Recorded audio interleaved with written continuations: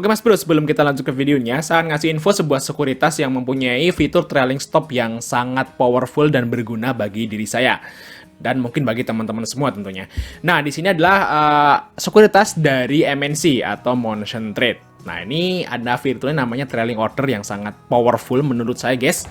Nah, ini bacanya gimana? Yaitu saham HDIT itu akan terjual otomatis saat dia turun 1% ya dari harga tertinggi. Nah, itu langsung otomatis. Jadi Mas teman-teman kalau misalnya BSJP beli sore, paginya langsung Mas Pur set seperti ini, Mas Pur nggak usah pantengin di awal market, dia akan kejual secara otomatis 1% dari harga tertinggi. Biasanya kalau saham-sahamnya loncat itu langsung kejual, guys. Ya, bagi teman-teman yang pengen buka akun MNC Sekuritas, Mas Pur bisa kontak saya aja, kontaknya ada di deskripsi, dan promo kali ini itu nggak ada minimal deposit.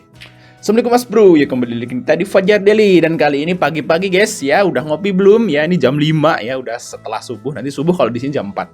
Nah, kita akan buat video tentang delusi. Karena banyak teman-teman yang bertanya nih tentang delusi. Delusi itu apa sih Bang? Terus kadang-kadang kalau ada sahamnya Rekisu gini Bang, ini kan adikarya mau Rekisu. Kalau saya nggak nembus R-nya, ini terdelusi nggak ya? Gitu ya. Berarti banyak banget teman-teman yang belum paham nih tentang delusi. Nah, delusi itu apa? Nah, kalau penjelasan secara tertulis kan seperti ini. Pemegang saham di pasar modal bisa mengalami penurunan persentase pemegang saham disebut mengalami delusi. Delusi terjadi ketika sebuah perusahaan menerbitkan saham baru yang mengakibatkan penurunan persentase kepemilikan pemegang saham yang ada pada perusahaan tersebut. Nah, ini adalah pengertian delusi secara tertulis dan mungkin teman-teman nggak paham. Nah, coba akan kita pahamkan di tabel yang udah saya buat ini, guys.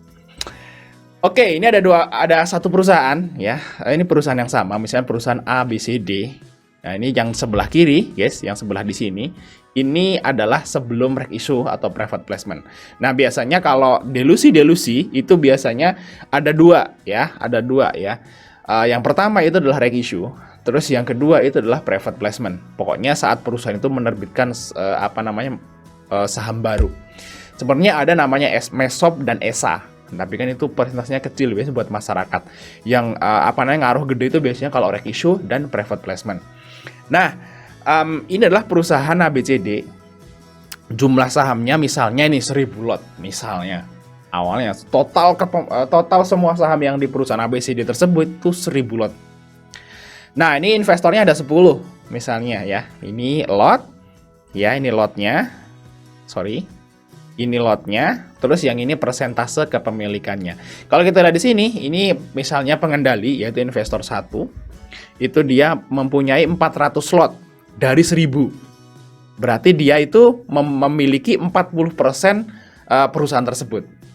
Saya ulangi lagi, investor 1 dia memiliki 400 lot dari 1000. Total saham perusahaan 1000, dia memiliki 400 lot. Berarti persentase kepemilikan sahamnya itu adalah 40%. Nah, terus ke bawahnya investor 2 dia punya 250 lot dari 1000. Berarti persentase kepemilikan dia di perusahaan tersebut itu adalah 25%. Dan terus ke bawah total sahamnya adalah 1000 dan total semua investor kalau digabungin adalah 100% dari semua saham yang ada di perusahaan tersebut. Ini 100% ini pakai rumus guys seperti ini. Nah, jadi si investor 1 punya 40%, investor 2 punya 25% dan seterusnya. Nah, di saat perusahaan itu melakukan istilahnya itu kegiatan usaha ya. Nah, di tengah-tengah mereka pengen reg issue. Ya kan, mau nambah modal, mau ekspansi lah. Ya, atau mau membuat produk baru yang memerlukan modal baru, modal tambahan. Jadi perusahaan itu melakukan reg issue.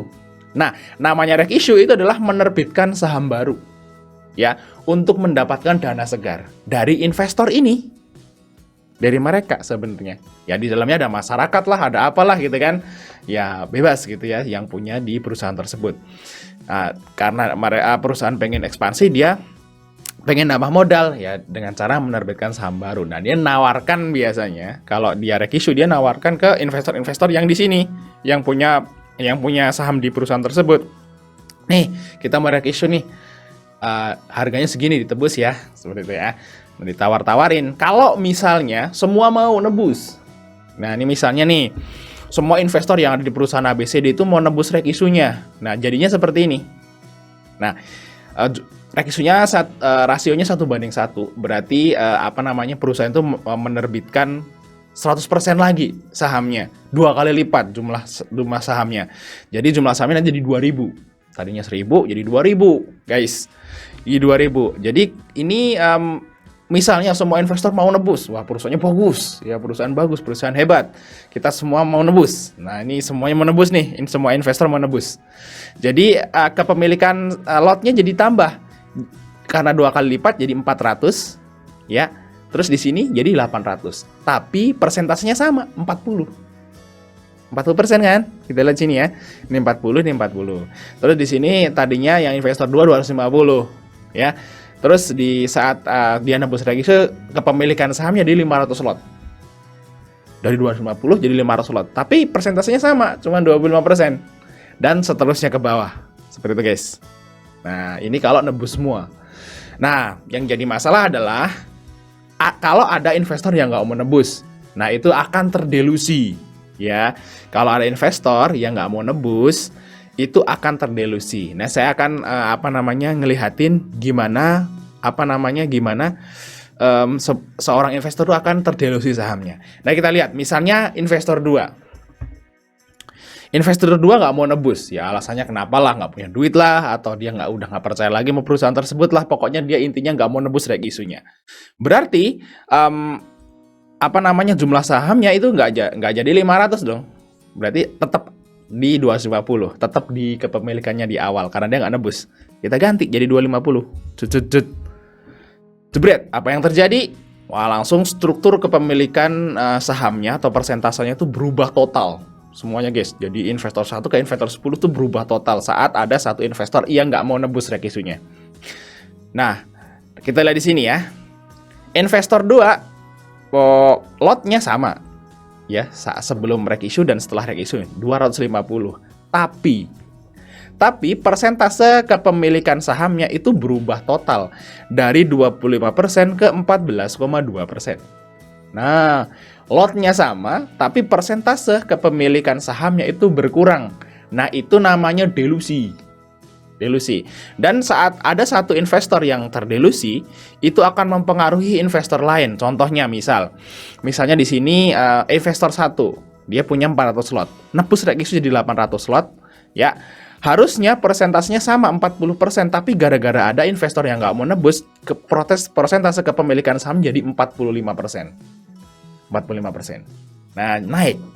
Dan semuanya naik. Nah, di sini yang investor 3 di 125 terus nebus jadi 250, tadinya cuma 12,5 naik jadi 14,2%. Seperti itu, guys, ya. Nah, kelemahannya apa jadinya? Kok itu cuma persentase, guys? Ya kan, nggak ngaruh kan? Investor 2 nggak ngaruh kan, lotnya sama, ya nggak? Terus ngaruhnya apa? Ngaruhnya kalau teman-teman itu terdelusi, itu ngaruhnya yaitu di dividen. Itu yang pertama. Dividen. Kalau misalnya investor 2 ini nebus jadi 500, kan tetap tuh jadi 25% kepemilikan sahamnya. Nah, dia dapat 25% juga dari dividennya. Misalnya laba dari perusahaan ABCD ini 100.000. Nah, dia kan nerima 25.000 kan. Nah, si investor 1 nerima 40.000 dividennya, si investor 2 nerima 25.000, investor 3 nerima 12.500. Tapi kalau misalnya investor 2 ini nggak nebus, berarti tetap jadi 250 lotnya, dia cuma dapat dividen 14.000. Harusnya 25. Seperti itu, guys, itu kerugian yang pertama, yaitu penerimaan dividen jadi lebih sedikit. Walaupun lot yang dipegang sama, walaupun jumlah yang dibagikan dividennya sama. Misalnya dividen tahun lalu itu kita dapat 1 juta gitu misalnya ya. Dividen tahun ini lotnya yang kita pegang sama, nggak dijual-jual.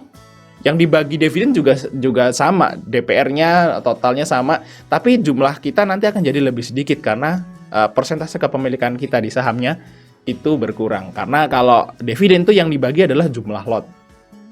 Total semua laba yang mau dibagi ke saham dibagi jumlah lembar sahamnya atau jumlah lotnya. Nah, itu yang akan dibagikan. Seperti itu, guys.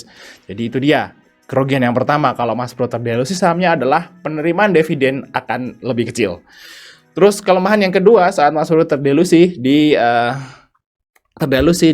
apa namanya sebuah perusahaan tersebut atau di saham tersebut, itu teman-teman akan berkurang hak suaranya. Tentu aja hak suaranya akan berkurang.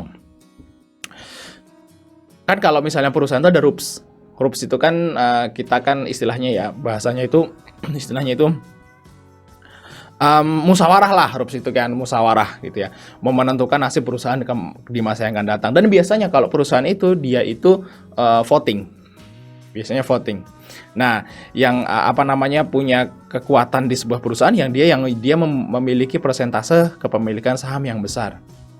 Seperti itu guys, ya. Jadi kalau misalnya persentase kepemilikan sahamnya berkurang kan, jadi nanti ada voting suara 100 suara. Investor 2 ini yang tadinya punya 25 suara, karena terdelusi jadi 14 doang. Betul ya. Terus yang investor 1 yang dia nebus 40 naik jadi 45 suara. Seperti itu guys. Jadi suara saat RUPS itu akan berkurang. Seperti itu. Mas Bro, itu kerugian yang kedua. Nah, keuntungannya apa? Keuntungannya kalau kita terdelusi, ada keuntungannya guys, yaitu nggak usah nyetor modal. Nah, itu keuntungannya. Saat yang lain-lain ini ngeluarin duit lagi, ya 2 kali lipat. Misalnya kita invest di perusahaan tersebut 100 juta. Nah, karena rekisunya 1:1, kita nyetor modal lagi 100 juta. Nyetor modal kan pakai duit bukan daun. Ya, pakai duit di tabungan buat nyetor. Nah, itu kerugiannya guys. Terus yang investor 2 kan dia nggak nebus rekisunya, ya udah nggak usah ngeluarin duit lah. Nah, itu keuntungannya, jadi nggak usah ngeluarin duit. Sebenarnya ya seperti itu guys ya. Itu mungkin teman-teman apa namanya, semoga aja pakai ilustrasi ini bisa dipahami apa itu delusi. Dan kalau menurut saya guys ya, sebenarnya teman-teman itu kalau kita retail kecil itu nggak usah terlalu mikirin delusi-delusian sebenarnya. Karena kalau biasanya saham-saham yang apa namanya, yang reg issue, kalau dia nggak pernah bagi dividen, ya kan buat apa dipikirin ya? Kalau perusahaan yang reg issue itu bagi dividen itu besar, nah itu masih perlu mikirin, karena dividennya nanti yang diterima akan berkurang.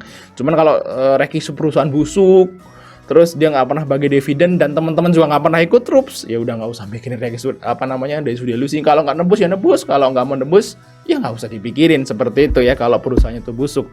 Karena tetap aja kalau harga sahamnya naik kan kita bisa jual, kalau cuman ngandelin capital gain ya, bukan dividen atau nggak pernah ikut RUPS. Seperti itu juga bisa sih berpikir seperti itu guys.